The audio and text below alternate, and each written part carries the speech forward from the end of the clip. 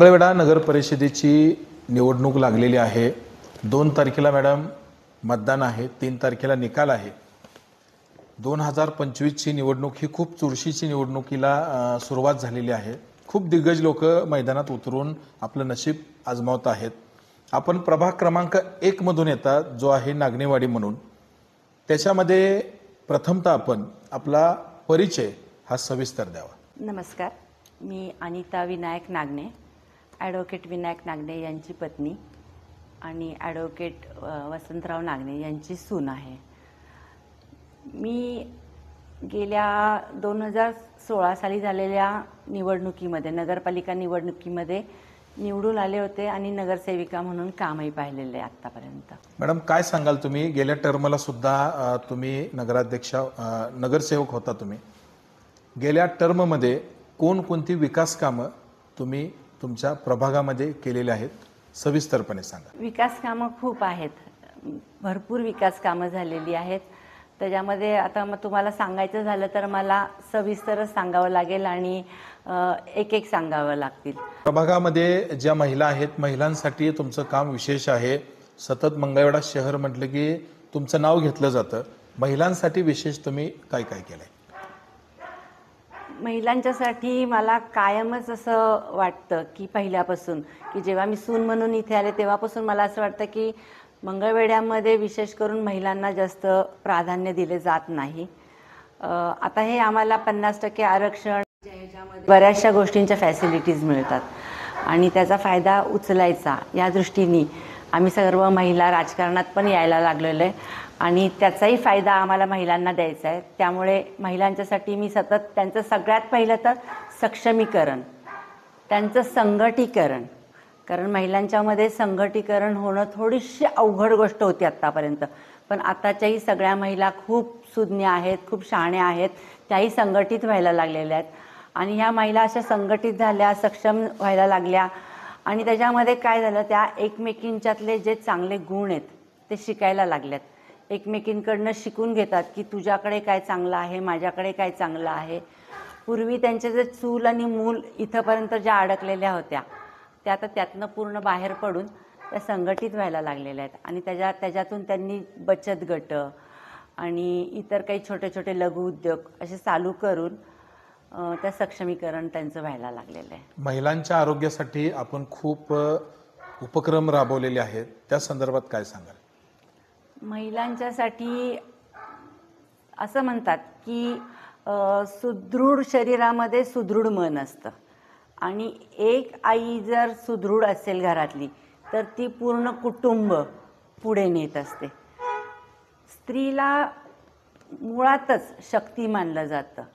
शक्तीला जसे 8 हात असतात, अष्टभुजा असतात आणि आपल्याकडे शक्तीची पूजा करायची प्रथाच आहे, तर शक्तीला कशा 8 हात आहेत तसं स्त्रीला हात जरी 8 नसले तरी तिला 8 बाजूंनी काम करावं लागतं। तिला घरातलं सगळं पाहावं लागतं, मुलांचं पाहावं लागतं, झालंच तर बाहेरचं सगळ्या गोष्टी जसं की छोट्या असतील पण त्या बघाव्या लागतात। लाईट बिल भरायचे, पाणीपट्टी भरायची, घरपट्टी भरायचे, बाहेरून सामान आणायचं, विकत जे काही बाजार असतो तो करायचा आहे आणि घरात जे पण काही आहे त्याच्यातलं सगळं तेवढ्यातच भागवून आपलं घर चांगल्या पद्धतीने भागून आपल्या मुलांच्यासाठी 4 चांगले पदार्थ करून खाऊ घालायचे आहेत, मुलांना सुदृढ ठेवायचं आहे, मुलांची तब्येत सांभाळायची, घरातल्या मोठ्यांची, आपल्या नवऱ्याची, सगळ्यांची तब्येत चांगली तिला सुदृढ ठेवायची आहे त्याच्यातच करून।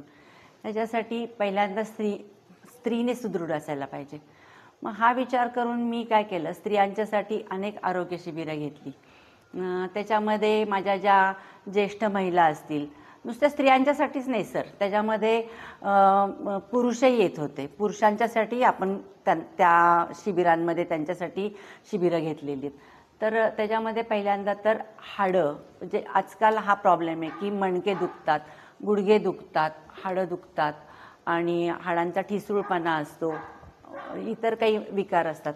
तर त्यासाठी आपण पुण्याचे ते तज्ज्ञ होते, हाडांचे डॉक्टर होते, त्यांना आपण इथे बोलवून आणि माझ्या घरातच कितीतरी तज्ज्ञ डॉक्टर्स आहेत, तर त्या सगळ्यांनी मला खूप ह्याच्यामध्ये मदत केलेली आहे। त्या सर्वांना बोलवून आपण मोफत शिबिरं दिली आहेत, मोफत औषध गोळ्या तपासण्या केलेल्या आहेत। त्याच्याहीपेक्षा जर त्यांना जास्त खूप मोठा काही विकार असेल तर त्या विकारासाठी आपण त्यांचं पुण्याच्या हॉस्पिटलमध्ये त्यांच्यावरती तिथं मोफत उपचार केलेले आहेत, मोठे मोठे ऑपरेशन्स केलेले आहेत.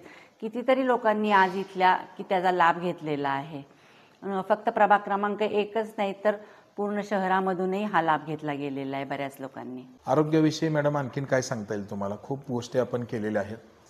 आरोग्याविषयी म्हणलं तर नंतर आपण एक दातांची चिकित्सा, दंतचिकित्सा ह्याच्यासाठी एक शिबिर बोलवलं होतं. त्यासाठी आपण 4 चांगल्या तज्ज्ञ डॉक्टरांची टीम बोलवली होती आणि त्यांच्याकडून त्यामध्ये तर असं केलं होतं सर आपण की म्हणजे मंगळवेढ्यातले नगरपालिकेचे जे कर्मचारी आहेत त्यांचे स्वतःचे दात तपासणी केली होती. त्यांचे जे सेवक आहेत त्यांची दात तपासणी, परत नगरपालिकेच्या शाळेतील सर्व मुलांची, लहान मुलांची आणि शिक्षकांची दंतचिकित्सा करून त्यांना टूथपेस्ट आणि टूथब्रश असा एक किट तयार करून त्यांना मोफत दिला होता. वाटलं होतं की त्याच्या मागचा उद्देश असा होता की लहान मुलांना जर पेस्ट आणि ब्रश मिळाली, एखादी गिफ्ट मिळालं तर त्याच्यामध्ये त्यांना ती सवय लागेल रोजच्या रोज पेस्ट ब्रश करायची. ते कोविडच्या संदर्भात काय सांगाल मॅडम? कोविडमध्ये सुद्धा आपण खूप आरोग्याविषयी काळजी घेतलेले साहित्य सुद्धा वाटप केलेलं आहे, काय सांगाल?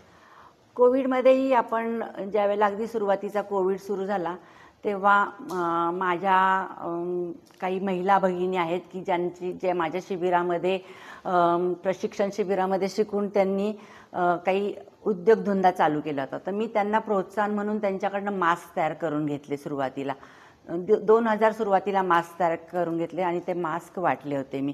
प्रत्येक घरोघरी 4 मास्क अशा पद्धतीने ते मास्क, म्हणजे सुरुवातीच्या काळात मास्क मिळणं थोडंसं अवघड होतं, त्या काळात मास्क वाटप केलं.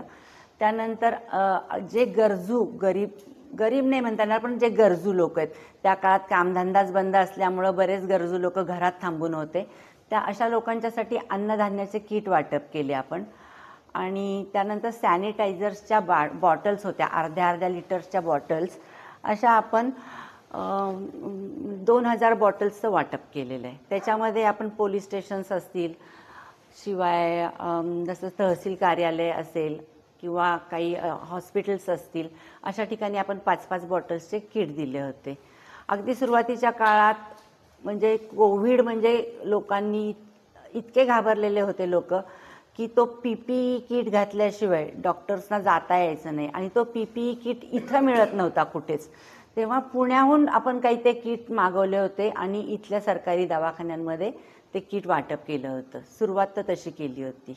महिला बाल कल्याण सभापती असताना आपण मुलींसाठी विशेष काम केलेलं आहे. मुलींसाठी ज्या गर्ल्स आहेत त्यांच्यासाठी म्हणजे एकंदरीत मुली कमी होत असताना तुम्ही जागृतीसुद्धा चांगल्या पद्धतीने केली आहे, त्याबद्दल काय सांगाल? तुम्ही आता जर पाहिलं तर मुलींचं प्रमाण 1000ला 800, 1000 मुलं असतील तर 800 मुली असं एक प्रमाण झालेलं आहे. जागतिक एक सांगते तुम्हाला. तर मग हे आपल्याकडं थोडंसं अजून मी जास्त प्रमाण पाहिले की मुलगा हवा आहे, त्यासाठी ते मुली पोटातच असताना मारण्याचं प्रमाण वगैरे खूप जास्त होतं. मग त्यामुळं मला असं वाटलं की एक ज्या आईवडिलांना मुलगी होईल त्यांना एक प्रोत्साहन मिळावं किंवा त्यांना एक थोडंसं बळ मिळावं म्हणून आम्ही तिथे हॉस्पिटलमध्ये जाऊन मुलगी जन्मल्यावरती त्यांचा सत्कार करायचा, मुलीचं स्वागत करायचं मुलीच्या जन्माचं, आणि तिला एक छोटंसं गिफ्ट म्हणून एक असं अंगडं टोपडं आणि छोटा खाऊ वगैरे, तिच्या आईला पौष्टिक खाऊ, अशी एक योजना चालू केली होती नगरपालिकेतर्फेच आणि त्याचा प्रस्ताव मी मांडला होता. कोविडमध्ये मॅडम नगरपालिकेचे जे सफाई कर्मचारी होते, विशेषतः त्यांच्याकडे कोणी लक्ष दिलं नाही. खरोखर तर तो कष्टकरी समाज होता, त्यामध्ये सुद्धा तुम्ही चांगल्या पद्धतीनं काम केलंय, काय सांगाल त्याविषयी? कोविडमध्ये हे आरोग्य सेवक आणि सफाई कामगार ह्या दोनच अशा जो समाजाचा घटक आहे, त्यांनी मनापासून काम केलं आणि त्यांना माझा अजूनही सलाम करते मी त्यांना की ते कोविड योद्धे होते आणि त्यांनी तो कोविड फार सुंदरपणाने, खूप छानपणाने त्यांनी तो पुढे असा हे केला की ज्याच्यातून त्यांनी लोकांची खूप सेवा केली. तर त्याच्यासाठी ऋणी म्हणून मी त्यांचा कोविड सेवकांचा आणि आरोग्य सेवकांचा पण, म्हणजे सफाई कामगारांचा आणि आरोग्य सेवकांचा पण मी सत्कार केला होता त्या काळी, की त्यांनाही एक प्रोत्साहन मिळावं की आपण केलेल्या कामाचं आपल्याला काहीतरी मिळते, पावती मिळते याच्यासाठी. नगरपालिकेमध्ये महिला बाल कल्याण समितीवरती तुम्ही काम करताना मुलीचं स्वागत व्हावं म्हणून एक योजना विशेष त्या काळामध्ये त्या परिस्थितीमध्ये सांगली शहरामध्ये त्याची चर्चा झाली होती, त्याबद्दल काय सांगाल? महिला बालकल्याण सभापती असताना मला हा खूप विषय तळमळीचा वाटत होता की मुलींचा जन्मदर वाढायला पाहिजे, म्हणजे मुलांची आणि मुलींची संख्या कायम बरोबरच राहायला पाहिजे. तर यासाठी आम्ही म्हणलं की काहीतरी उत्तेजनपर केलं तरच लोकांना की असं वाटेल की आपल्या घरी मुलगी जन्माला आली, म्हणजे पूर्वीच्या काळी असं व्हायचं की त्यांना असं वाटायचं की मुलगी जन्माला आली म्हणजे काहीतरी पाप झालं. तर तसं वाटू नये, ते त्यात चूक काही असायचं कारण नाही आहे. मुलगा मुलगी समानच असायला पाहिजे. ह्याच्यासाठी उत्तेजनपर आपण त्या मुलीच्या जन्माचं आपण स्वागत केलं. दवाखान्यांच्यामध्ये त्या मुलीच्या आईला जाऊन गुलाबाचं फूल, तिला एक पौष्टिक लाडूचं पॅकेट आणि मुलीला अंगडं करून आणि त्या मुलीच्यासाठी पुढे भविष्यात काही असेल एक छोटी रक्कम अशी आपण एक तरतूद केली होती. त्याचा प्रस्ताव मी मांडलेला होता आणि ते अंमलात पण आणलेलं होतं. मंगळवेढा शहरामध्ये जागतिक महिला दिन पहिल्यांदा तुम्ही साजरा केला होता. त्या पहिल्या महिला आहात तुम्ही की जागतिक महिला दिन साजरा केला, काय सांगा? मंगळवेढ्यामध्ये जेव्हा नगरसेविका म्हणून मी निवडून आले आणि मला असं नेहमीच काहीतरी महिलांच्यासाठी काहीतरी करायचं असतं आणि तेव्हा मला असं खूप जाणवायचं, खूप बायका म्हणायच्या की मॅडम आमच्यासाठी काहीतरी करा, म्हणजे आम्हाला ना बाहेरच पडता येत नाही. फार फार तर आम्ही नागपंचमीच्या वेळेला खेळायला म्हणून बाहेर पडतो किंवा मग काहीतरी असं कुठेतरी देवी वगैरे, म्हणजे ज्या वेळेला नवरात्रात असतात त्यावेळेला बघायला वगैरे. मग माझ्या डोक्यामध्ये आलं की नाही, आपण महिला दिन साजरा करूयात, जागतिक महिला दिन. मग मी माझ्या सगळ्या सहकारी नगरसेविका, आमच्या नगराध्यक्षा होत्या आणि या सगळ्यांशी चर्चा करून आम्ही ठरवलं की महिला दिन साजरा करायचा, नगरपालिकेतर्फे साजरा करायचा. अजून ही कन्सेप्ट मंगळवेढ्यामध्ये आलेली नव्हती. मग आम्ही तो महिला दिन साजरा करायचा ठरवला आणि तो 2 दिवसाचा आम्ही एक उत्तमरित्या महिला दिन साजरा केला. त्याच्यामध्ये फक्त महिलांना बोलवून कुठे खेळ खेळायला लावणे वगैरे असं काही न करता आम्ही महिलांना आरोग्यपर, कायदेशीर आणि अजून काही म्हणजे थोडंसं असं प्रोत्साहनपर, असं की त्यांनी पुढे यावं, समाजात धडपड करावी, परत त्यांनी पैशांचं नियोजन कसं करावं या संदर्भात चांगले प्रमुख पाहुणे बोलवून त्यांच्याकडून आम्ही मार्गदर्शन केलं त्यांना. शिवाय सासू आणि सून ज्या दोघींचा, असं सासू सुना ज्यांच्या म्हणजे ज्या मातेचा जो मुलगा असतो तोच मुलगा त्या महिलेचा पतीही असतो. तर ज्यांनी उत्कृष्ट कामगिरी केली समाजामध्ये अशा पुरुषाच्या मातेला पण आणि बायकोला पण असं बोलवून त्यांचा आम्ही एकत्र एक सत्कार केला होता सासू सुनांचा. त्याच्याप्रमाणे आदर्श माता पण आम्ही सत्कार केले होते. त्याच्यामध्ये आपल्या आनंद शिंदे आणि मिलिंद शिंदे, आपल्या खरं तर मंगळवेढ्यासाठी ते दोघांचं नाव म्हणजे अख्ख्या महाराष्ट्राचं भूषण आहे. त्यांच्या मातोश्रींनाही बोलवून आम्ही त्यांचा सत्कार केलेला होता. मातोश्री, तुमचं स्वतःचं नागणे सोशल सर्व्हिसेस आहे, ज्या माध्यमातून तुम्ही खूप आरोग्यावरती काम केलंय. नागणे सोशल सर्व्हिसेसतर्फे फक्त आरोग्यावरतीच काम होतं असं नाही आहे, तर सांस्कृतिक होतं, क्रीडा होतं आणि पर्सनली मदत होतात, अशी भरपूर कामं होतात. त्याच्यामध्ये जर तुम्ही आरोग्याचंच म्हणत असाल तर काही इथले पेशंट्स आहेत ज्यांना आम्ही कॅन्सरसारख्या रोगातून मुक्त केलेले आहेत आणि त्यांच्यासाठी उपचार करण्यासाठी अगदी टाटा कॅन्सरच्या त्या हॉस्पिटल्सला वगैरे आपण हे करून कोऑर्डिनेट करून त्यांच्यासाठी मदत केलेली आहे. कितीतरी लोकांचे ऑपरेशन्स वगैरे आपण आपल्या माध्यमातून झालेली आहेत आत्तापर्यंत. आपल्या प्रभागासाठी आपण पायाभूत सुविधासुद्धा खूप केलेल्या आहेत, त्याबद्दल काय सांगाल? आता पायाभूत सुविधा म्हणजे तो नागरिकांचा हक्क आहे, अधिकार आहे आणि तो त्यांना मिळायलाच पाहिजे. खरं तर प्रत्येक ठिकाणी प्रत्येक नागरिकाला एक स्वच्छता मिळायला पाहिजे. ह्याच्यासाठी आपण स्वच्छता अभियान घेतले. घरोघरी ओला कचरा, सुका कचरा कसा वर्गीकरण करायचा त्याचं आपण ठिकठिकाणी अशा काही बायकांना गोळा करून तिथं त्यांना मार्गदर्शन केलं, त्यांना समजून सांगितलं ओला कचरा आणि सुक्या कचऱ्याचं वर्गीकरण कसं करायचं. त्यासाठी त्यांना 2-2 डस्टबिन्स देण्यात आले आणि अशा माध्यमातून त्यांचं ओला कचरा आणि सुका कचऱ्याचं आपण वर्गीकरण करून त्यांना स्वच्छतेची सवय लावली. त्यानंतर पेवर ब्लॉक्स ठिकठिकाणी बसवले गेले. कारण जेव्हा आपण अशा गल्लीबोळातून जात असतो त्यावेळेला पायवाट आणि मातीची रस्ते होते. पावसाळ्यात खूप चिखल आणि हे साठलेलं असायचं, त्याच्या घाण साठलेली असायची, त्यामुळं नागरिकांना खूप त्रास व्हायचा त्याचा. त्यासाठी पेवर ब्लॉक गल्लोगल्ली बसवले गेले. आणि आरोग्यसेवा आणि पाण्यासाठीही आपण स्वच्छ पाणी मिळावं, फिल्टर पाणी मिळावं याच्यासाठीही काम केलेलं आहे. नागनेवाडीमध्ये एक तलाव होतं की ज्या तलावाला बघितलं की एक डबकं वाटायचं, परंतु आता त्या ठिकाणी इतकी चांगली व्यवस्था झाली आहे. सकाळी लोक मॉर्निंग वॉकला जातात, व्यायामाचं साहित्य सुद्धा आहे.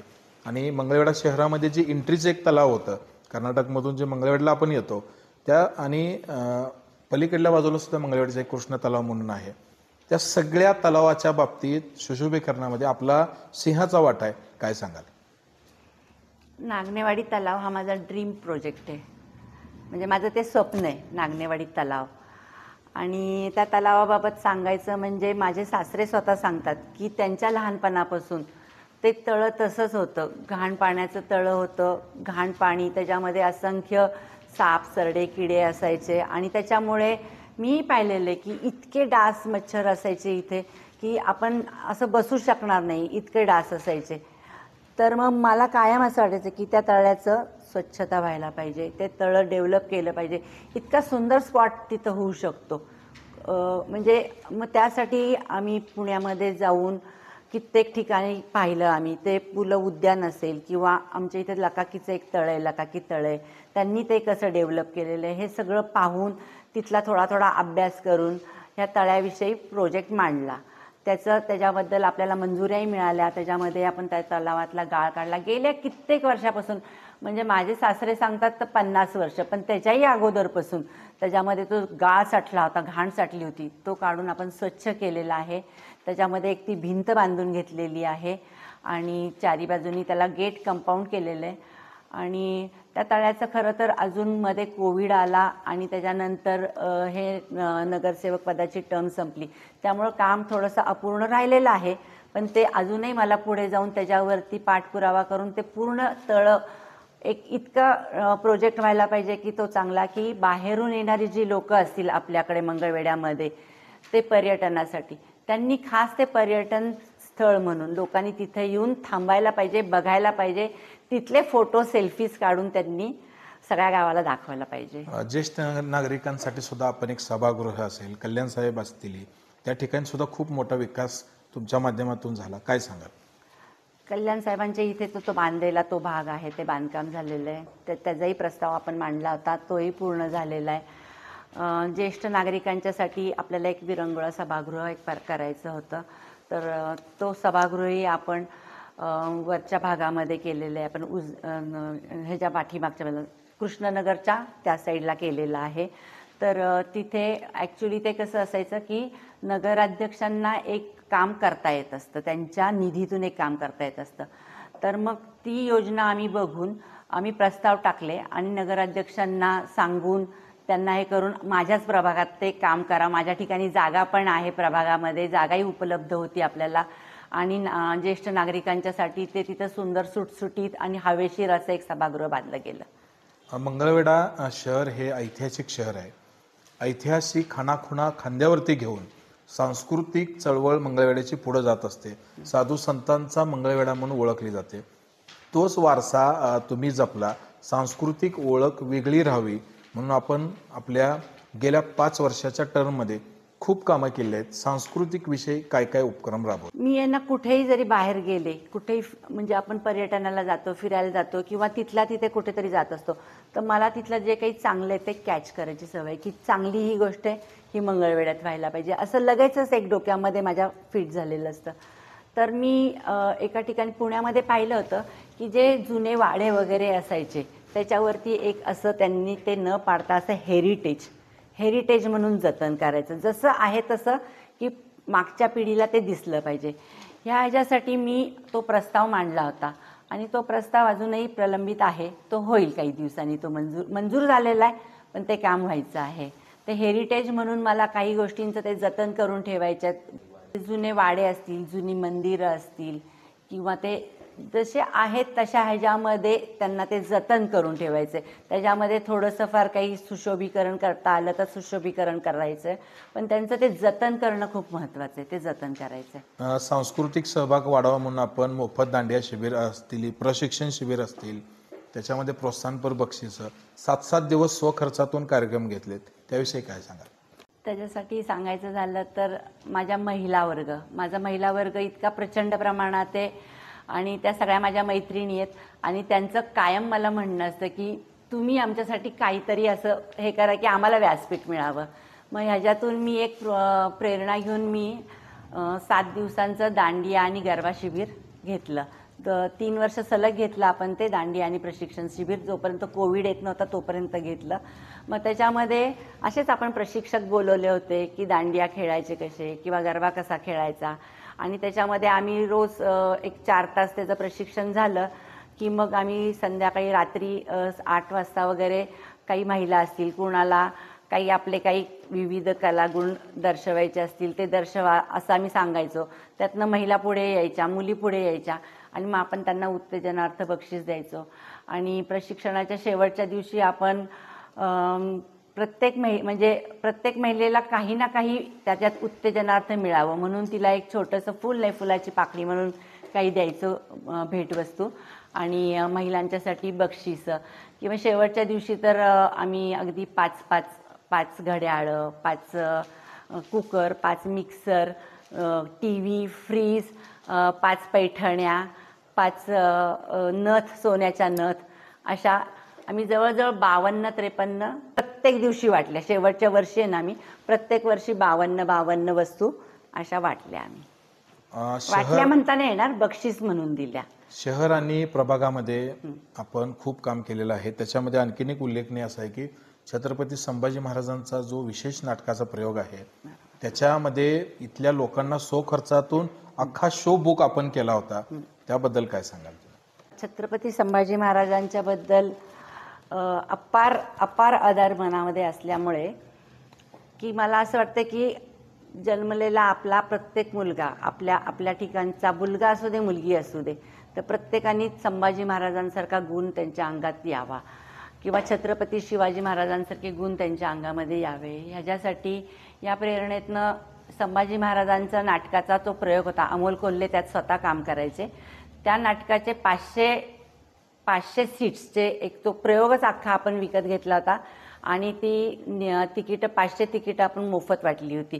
विशेष करून माझी अशी त्यावेळेला हे होती की ते विद्यार्थ्यांच्यापर्यंत पोहोचावं आणि इतकंच करून नाही थांबलो आपण, तर त्या विद्यार्थ्यांना घेऊन जाण्यासाठी आपण गाड्या केल्या.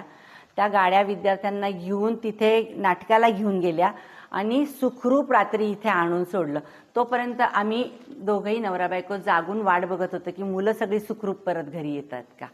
आपण बालकल्याण सभापती असताना नगरपालिकेच्या शाळांमध्ये आमूलाग्र बदल झाले, त्याबद्दल तुम्ही काय सांगाल? विशेष सद्य परिस्थितीला ते अतिशय खूप गरजेचे होते, हे तुम्ही मागच्या 5 वर्षापूर्वी ओळखलं होतं की ज्याची गरज येणाऱ्या काळामध्ये आपल्याला आहे.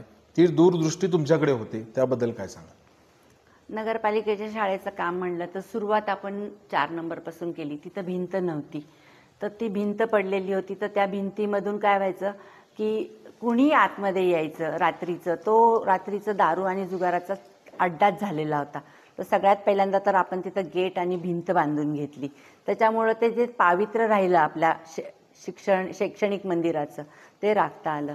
त्याच्यानंतरचा पुढचा विजन असा होता की शाळांच्यामध्ये डिजिटल शाळा करायच्या पूर्ण.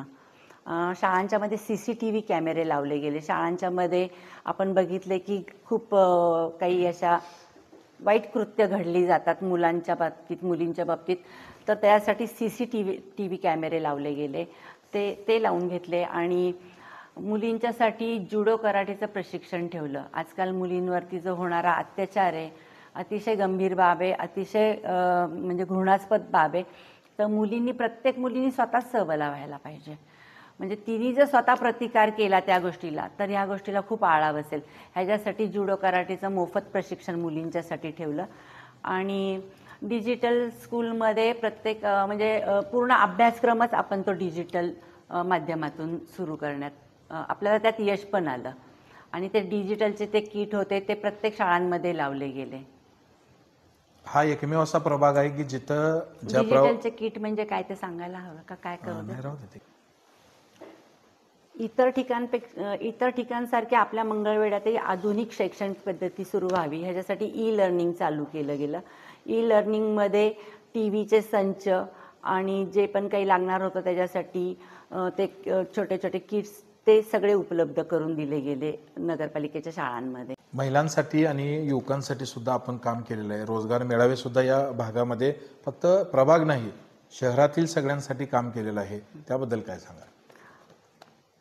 आपण युवकांच्यासाठी रोजगार मेळावे घेतले, त्यांना मार्गदर्शन केलं की कुठल्या ह्याच्यात कुठले व्यवसाय, कुठल्या नोकऱ्या की कुठल्या ह्याच्यामधून तुम्ही कुठले, अगदी एवढ्यातच नाही की तुम्ही कुठल्या प्रकारचं शिक्षण घेतलं पुढे, की कुठल्या बॅचला घेतला, कुठल्या ह्याला तुम्ही शिक्षण घेता, त्या माध्यमातून तुम्हाला पुढे काय करता येईल. तुम्ही ITIचा कोर्स केला पण त्याच्यामध्ये तो कुठला केला, जर तुम्ही इलेक्ट्रिक केला तर त्याच्यातनं तुम्हाला काय संधी मिळतील, किंवा तुम्ही इतर कुठला तांत्रिक केला तर त्याच्यातनं तुम्हाला काय संधी मिळतील, ह्याच्यासाठी आपण मेळावे घेतले.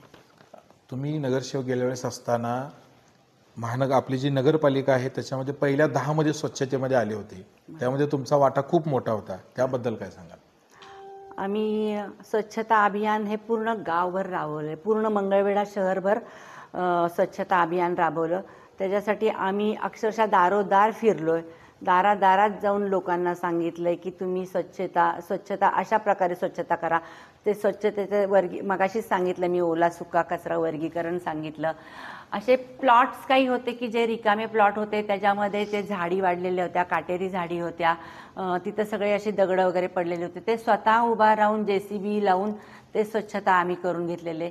आणि याच्यामध्ये प्रत्येक नगरसेवकांनी भाग पण घेतलेला होता. विशेष सैनिकांसाठी आपण सुद्धा खूप काम केलेलं आहे, मग ते माझे असू द्या किंवा सध्या सेवेत असू द्या.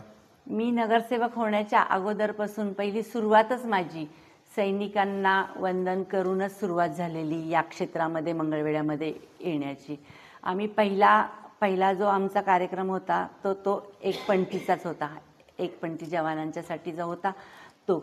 आपले जवान जेव्हा सीमेवरती लढत असतात, ते लढतात, ते तिथे थांबलेले असतात, ते सुरक्षा देतात, म्हणून आज आपण घरामध्ये थांबतो. आपण दिवाळी, दसरा जे पण काही सण आहेत तो आपण आनंदाने साजरा करतो. तर त्याचं हेच आहे की त्यांच्याप्रती आपली कृतज्ञता. त्याच्यासाठी आपण ही कृतज्ञता व्यक्त करण्यासाठी, आपण जवानांच्यासाठी त्यांची आठवण राखण्यासाठी आपण तो कार्यक्रम घेतलेला होता. तुमच्या प्रयत्नामुळे, कृतज्ञतेची, तुमच्याच प्रयत्नामुळे मंगळवेढ्याला शिवशाही स्लीपर कोच बस सुरू झाली होती. त्याबद्दल काय सांगता येईल? मी त्यासाठी एक मोठा दृष्टिकोन ठेवून ते एक प्रस्ताव ठेवला होता आणि आपल्याला सगळ्यांच्या ह्याच्याप्रमाणे त्या प्रस्तावाला मंजुरी पण मिळाली आणि ती शिवशाही चालू झाली होती. आता एकंदरीत काय सांगाल? तुमच्या प्रभागामध्ये असेल, पायाभूत सुविधा असतील, महिलांसाठी असेल, युवकांसाठी असेल, वयोवृद्ध नागरिकांसाठी असेल, ज्या ज्या गोष्टी करतायत त्या सर्व गोष्टी केलेत. इथंपर्यंत केलेत की मुली वाचवा, देश घडवा, इथंपर्यंत सुद्धा केले. जे सुशोभीकरणाची कामं आहेत, तलाव असेल, कल्याण साहेब असतील, अशा अनेक अंगणवाडीमध्ये असेल, खूप चांगल्या पद्धतीने आपलं काम आहे. आता यावेळेस तुम्ही काय विजन घेऊन निवडणुकीला सामोरे जात आहात? आपली त्या दरम्यान जी कामं झाली तर 3 वर्षामध्ये, 3 वर्ष म्हणजे मी कशी सांगते तुम्हाला सांगते, 17, 18 आणि 19 असे 3च वर्ष खरं तर नगरपालिकेमध्ये आम्हाला जोमाने काम करायला मिळाली. त्याच्यानंतर कोविड आला होता. कोविडमध्ये सगळं जग ठप्प झाल्यामुळं काम करण्याची तशी संधी कमी मिळाली आणि त्याच्यानंतरचं तर ते आमच्या नगरसेवकांच्या टर्म्स संपलेल्या होत्या. तर मी म्हणते की माझी लढाई संपलेली नाही आहे, माझी लढाई अजून चालूच आहे. मला त्यावेळेला जी कामं करायची राहिलेली आहेत ती कामं अजून मला पूर्ण करायची आहेत. जे माझे प्रस्ताव मंजूर झालेले आहेत ते प्रस्ताव मंजुरी झालेले काढून सगळे ते पहिल्यांदा कामं करून पूर्ण करून घ्यायचे. त्याच्यामध्ये स्वच्छता आता काय झालं, हे 3-4 वर्षामध्ये नगरपालिकेत प्रशासन लागल्यामुळं आता हा कामांचा खूप अंधाधुंदी प्रकार झालेला आहे. इथे जाऊन गल्लोगल्ली बघितलं तर कचरा साठलेला आहे, गटारी तुंबलेल्या आहेत, बरीचशी कामं राहिलेली आहे. आता सुरुवात तर आता पहिल्यापासून करायला लागणार आहेत की त्यांच्या पहिल्यांदा गटारी, त्यांचे रस्ते, त्यांचा जो आजूबाजूचा परिसर आहे ते स्वच्छ केले पाहिजेत आणि तिथून स्वच्छता मोहीम सुरू करून ज्या पुढच्या ज्या गोष्टी आहेत, जसं तळ्याचं प्रलंबित काम आहे, जसं अजून बऱ्याच ठिकाणी म्हणजे महिलांच्यासाठी अशी खास फक्त महिलांच्यासाठी अशी चांगल्या प्रकारची अशी स्वच्छतागृह म्हणा, किंवा स्वच्छतागृहांपेक्षा आपण प्रत्येकांच्या दारामध्ये टॉयलेट्स असायला पाहिजे, स्वतंत्र टॉयलेट असायला पाहिजे. त्याच्यासाठी लोकांना उद्युक्त केलं पाहिजे की तुम्ही ते टॉयलेटचे जे पण काही तुम्हाला अनुदान मिळतं ते अनुदान घेऊन तुमचे थोडंफार हे करून तुम्ही ते टॉयलेट दारामध्ये हे करा. त्यांना ते अजून आपल्याला तिथं प्रशिक्षित करायचे आहेत लोकांना. आणि बाकीचं म्हणलं तर महिलांचं सबलीकरण आहे, त्याच्यामध्ये बचत गट आहेत. बचत गटांच्यासाठी फक्त बचत गटांना मार्गदर्शन किंवा पैसे काढून देणं, पिगमीमधनं पैसे काढून देणं वगैरे हा भाग न ठेवता त्यांच्यासाठी स्वतंत्र उद्योग त्या कशा चालू करतील, त्याच्यामधनं त्यांच्या महिलांच्या हाताला काम कसे मिळेल, त्या स्वतःच्या रोजंदारी कशी मिळवू शकतील, स्वतःचे रोजगार कसे मिळवू शकतील, ह्याच्यासाठी प्रयत्नशील राहायचं. तुमच्या वार्डातील सगळ्यात महत्त्वाचा एक प्रश्न आपण चांगल्या पद्धतीने हाताळला. तलावालगत जी घरं आहेत ती कायम करण्यासंदर्भात काय सांगाल तुम्ही? तलावाच्या लगतची जी घरं आहेत त्याच्यामध्ये ती जागा आहे ती शासनाची खरं तर, आणि नगरपालिकेकडून आपण असा प्रयत्न करून ती आता तिथे लोक जवळजवळ 40-50 वर्षापासून राहतात आहेत, ती जागा ती वापरतात आहेत.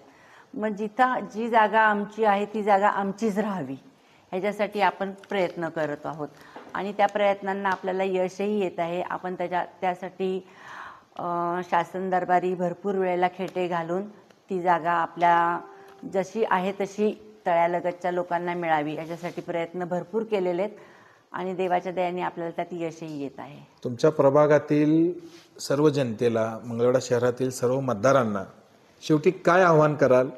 आता जर निवडणुकीच्या पुढे जर हा प्रश्न असेल तर मतदारांना तुम्ही सुज्ञ आहात, तुम्ही बघा की जे खरंच कोण काम करणार आहे आणि कुठल्याही प्रलोभांना किंवा कुठल्याही धमक्यांना कशालाही बळी न पडता तुम्ही समोरचा माणूस बघा, जो उमेदवार खरंच काम करणार असेल त्याला मतदान करा. मला मतदान करा आणि मला निवडून द्या या प्रभागातून 1 मधून. तर मी फक्त बोललं नाही तर मी हे करून दाखवलेले आहेत काही गोष्टी. माझ्याकडे आता ह्या लेखी किंवा हे सगळे पुरावे सुद्धा आहेत. मी जेव्हा मतदारांकडे पुन्हा यावेळेला मतं मागायला गेले त्यावेळेला मी अशी रिकामी नाही गेले. मी हातामध्ये माझा काम केलेला जो कागद आहे, माझा जो तो पूर्ण कागद घेऊनच मी त्यांच्यासमोर फोटोंसहित छापलेल्या ह्याच्यासहित मी तो कागद घेऊनच गेले, अहवाल घेऊन गेले की मीही तुमची कामं केलेली आहे, मला अजून पुढची काही कामं करायची आहेत, त्यासाठी तुम्ही मला मतदान करा आणि मला निवडून द्या. मी तुमची राहिलेली सगळी कामं अजून पूर्ण करायचा प्रयत्न करणार आहे आणि मला जसं मागच्या वेळेला तुम्ही सहकार्य करून निवडून दिलं तसंच सहकार्य करून पुन्हा एकदा निवडून द्या. लोकांचा एक प्रश्न आहे, आम्ही ज्यावेळेस मंगळवेढा शहरामध्ये फिरतो त्यावेळेस बऱ्यापैकी हा प्रश्न आम्हाला ऐकू येतो. तो आहे असा की सौ अनिता विनायक नागणे येणाऱ्या काळामध्ये आपण नगराध्यक्ष पदासाठी इच्छुक आहात का? माझ्या दृष्टीने पद महत्त्वाचं नाही आहे, माझ्या दृष्टीने काम महत्त्वाचं आहे. पद कुठलंही असेल ना तर काम करता येतं. फक्त पद कशासाठी हवं की आपल्याला त्या सभागृहात जायला मिळावं. मग त्या वरच्या पदावर बसायचं का खालच्या पदावर नाही, सभागृहात आत एंट्री मिळावी, ते पण लोकांची कामं करण्यासाठी. पदासाठी मी कसलीही लालसा माझ्या मनात नाही आहे. महिला आणि विद्यार्थ्यांच्याबद्दल तळमळ वाटत असते, त्याच्यामुळे मी सुरुवातीलाच नगरसेवक झाल्याच मी 10वी आणि 12वीच्या विद्यार्थ्यांची परीक्षा होती, त्यामुळं विद्यार्थ्यांच्यासाठी मार्गदर्शन ठेवलं होतं की परीक्षेला सामोरं जाताना त्यामध्ये गुंजाळ सरांना बोलवून त्यांना ते मार्गदर्शन केलं होतं की परीक्षेला सामोरं जाताना आणि परीक्षेला जाताना त्यांच्याकडे साहित्य असावं म्हणून पॅड आणि कंपास असं वाटप झालेलं होतं त्यावेळेला मुलांना. आणि महिलांच्यासाठी महिला बालकल्याण सभापती असताना महिलांच्यासाठी आपण 400 पूर्ण शहरामधून 400 महिलांच्यासाठी प्रशिक्षण शिबिर घेतलेलं होतं. 400 महिलांनी त्याचा लाभ पण घेतला होता. त्याच्यामध्ये महिलांनी साबण बनवणे, उदबत्त्या बनवणे, अत्तर बनवणे, सेंट बनवणे, तसंच काही मसाले, चटण्या, पापड, लोणची अशा प्रकारे काही गोष्टी बनवणे. महिलांनी म्हणजे काय म्हणतात त्याला, शिवणकाम शिकणे, अशा प्रकारचे 21 दिवसाचं प्रशिक्षण शिबिर घेतलं होतं. आणि त्याच्यामध्ये महिलांनी खूप चांगल्या प्रकारे ते शिकून आपले स्वतःचे उद्योग चालू केले. आणि मग यानंतर मग फक्त शिबिर घेऊन थांबायचं असं नव्हतं आपल्याला. तर त्यांना त्यानंतर लगेचच महिलांच्या आपल्याला हाताला काहीतरी काम द्यायचं होतं, म्हणून आपण त्यानंतर लगेच ऑक्टोबरमध्ये हे शिबिर घेतलं, आपण प्रशिक्षण शिबिर घेतलं. आणि लगेचच आपण आलेल्या दिवाळीमध्ये महिलांच्यासाठी ते स्टॉल, श्रीराम मंगल कार्यालयामध्ये स्टॉल्स लावले. त्यांनी महिलांनी स्वतः तयार केलेल्या वस्तू विक्रीसाठी ठेवल्या. आणि त्याच्यामधून त्यांनी मग खाद्यपदार्थही ठेवले होते. भरपूर चांगला प्रतिसाद मिळाला होता आणि त्या माध्यमातून महिलांना भरपूर म्हणजे त्यांनी अर्थार्जन पण केलेलं होतं. त्याचबरोबर महिलांचं प्रशिक्षण जेव्हा झालं होतं त्यावेळेला एक माझा कृष्णनगर भागातला ज्ञानेश्वरी महिला बचत गट म्हणून त्या महिलांनी बचत गट चालू केला. आणि त्यांनी आंतरराष्ट्रीय बाजारपेठ काबीज केली. अशा त्यांनी इतक्या सुंदर वस्तू बनवल्या, त्याच्यामधून चटण्या, लोणची, कडक भाकरी वगैरे अशा प्रकारचं ते त्यांनी उत्पादन करून त्यांना ती आंतरराष्ट्रीय बाजारपेठ मिळाली. त्याचं पूर्ण पेपरला पूर्ण एक पानभर सकाळला एकदा आलेलं होतं त्याच्याबद्दल. महाराष्ट्र साहित्य परिषद म्हणजे मसापच्या ज्यांचं ओपनिंगच माझ्या दारामध्ये झालं, जे सुरुवात त्या शाखेची झाली ते ओपनिंगच माझ्या दारात झालं. आणि ती आता शाखा एवढी मोठी झाली, त्या शाखेच्यामधून आम्ही प्रत्येक वेळोवेळी आमची कामं झाली. आम्ही गप्पा टप्पा हा कार्यक्रम घेतला, शिवार संमेलन घेतलं आणि इतर काही संमेलनं घेतली. अशा ह्याच्यातून आम्ही म्हणजे सांस्कृतिक ह्याच्यामध्ये भाग घेतलेला आहे. आणि त्यात ते असं सगळेजण म्हणजे मसापचे लोक बोलतात की तुमच्या दारात लावलेलं जे रोपटं आहे ते आता खूप मोठं होऊन त्याचा वेल गगनावरती गेलेला आहे. मसाप वटवृक्ष झालेला. हो, त्याचा वेल गगनावर गेलाय असं म्हणतात.